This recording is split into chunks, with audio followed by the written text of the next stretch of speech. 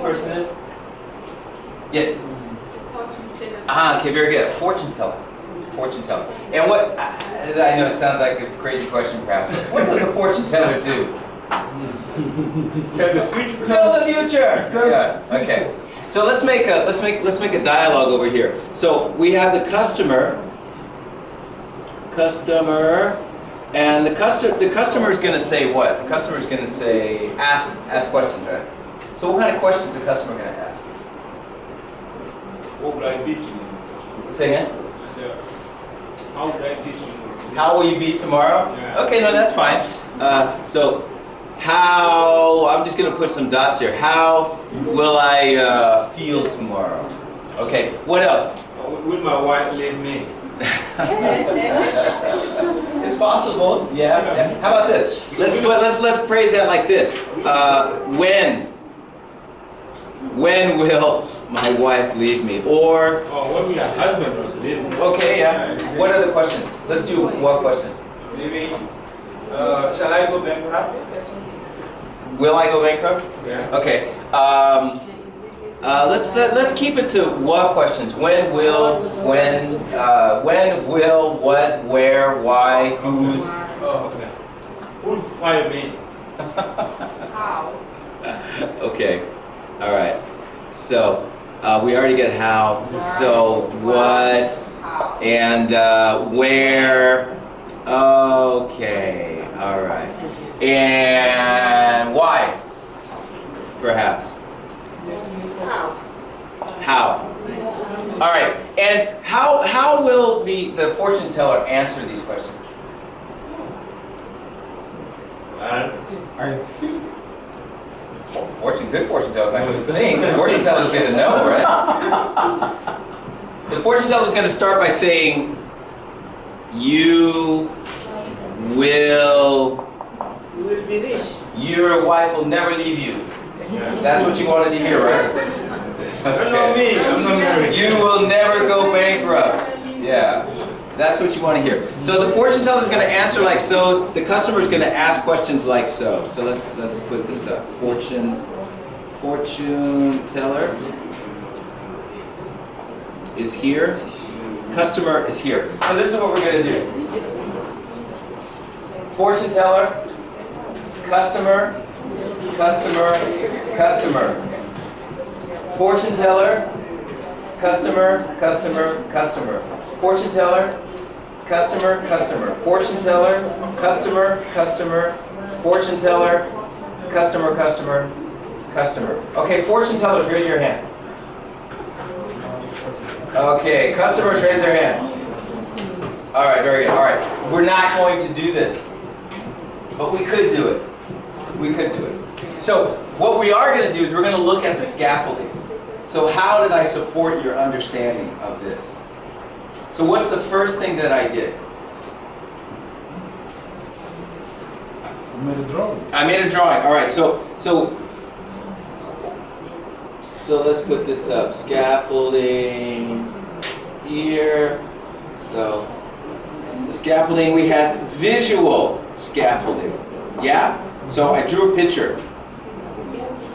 If I didn't draw the picture, would it be more difficult to do? Sure. Yeah, probably so. Yeah. How else did I support your understanding?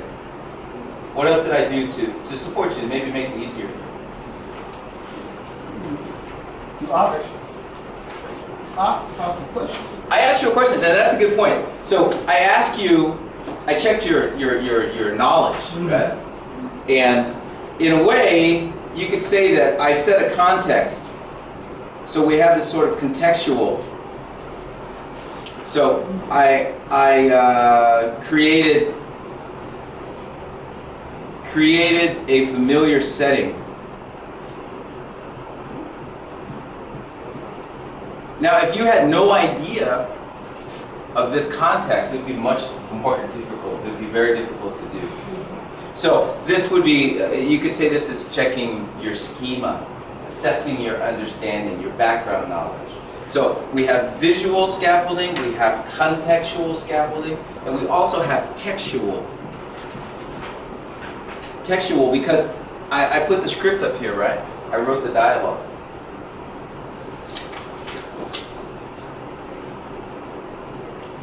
Now, do you think that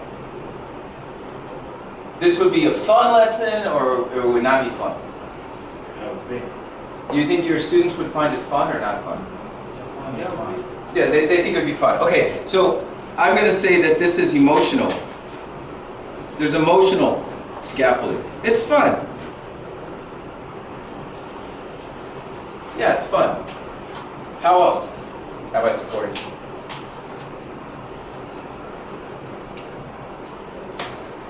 Visual, textual, emotional, textual.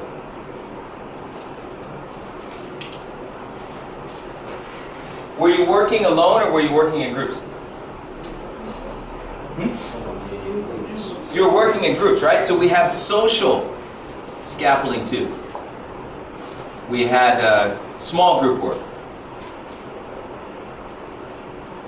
Small group work. Small group work. And there's one last one that I'll put up is this. Do you think that this is more teacher-centered or student-centered? Student-centered. It's student-centered. Now, how is it student-centered? They will take roles. They'll take roles, right. Now, I just put up the question form, but they're going to decide what the question is, right? Okay, so that adds to the student-centeredness about it. And then, of course, the fortune teller can say whatever they want. So, it's practical because it's student-centered.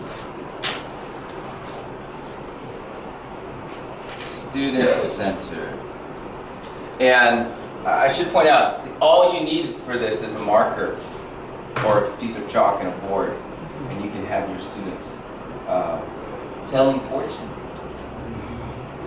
So that's it. But something that kind of maybe take away from this is this: we very often do all of this. You don't realize it.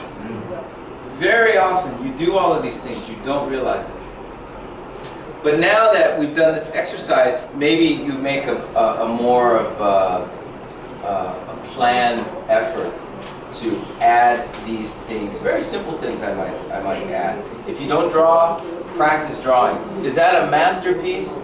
It's not a masterpiece, but it's drawn well enough you understand what it is. Scaffolding. Scaffolding, that's something to always have in your toolbox. So, thanks. Thank you.